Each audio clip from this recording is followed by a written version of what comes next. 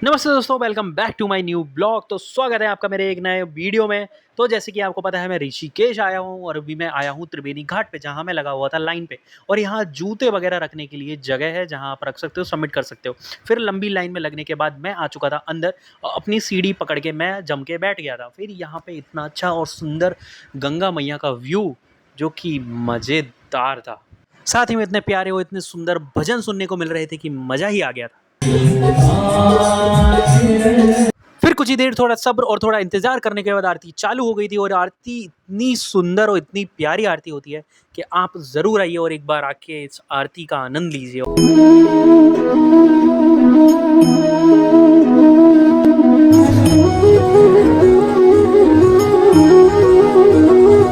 फिर मैंने गंगा माँ को हाथ जोड़ के प्रणाम किया और उनका आशीर्वाद लिया।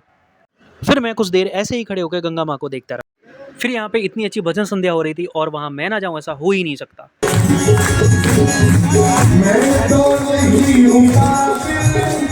फिर रात के 8 बज रहे थे और मैं त्रिवेणी घाट पे ही इस तरीके से घूम रहा था और इतनी ठंडी हवा चल रही थी और अच्छा मौसम। मैंने यहाँ पे गरम गरम मोमोज के मज़े लिए और इतने अच्छे व्यू के साथ मज़ा ही आ गया। फिर मैं चलते फिरते डगमगाते हुए घूमते फिरते पहुँच गया जानकी झूला पे।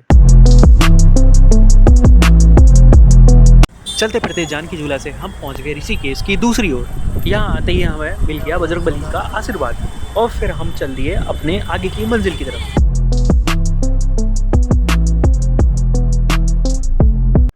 फिर जानकी झूला से दूसरी तरफ चल के आ गए थे हम परमार्थ निकेतन में, जहाँ हमें बजरंगबली के फिर से दर्शन हो गए।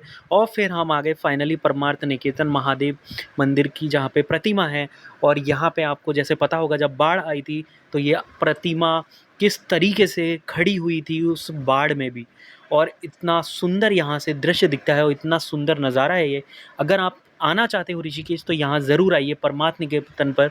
इतना अच्छा आपको व्यू देखने को मिलेगा। और मेरा ब्लॉग यहाँ तक देखने के लिए, यहाँ तक बने रहने के लिए thank you so much guys. और ऐसे ही लाइक कीजिए, सब्सक्राइब कीजिए और बहुत ज़्यादा सपोर्ट कीजिए। Thank you so much.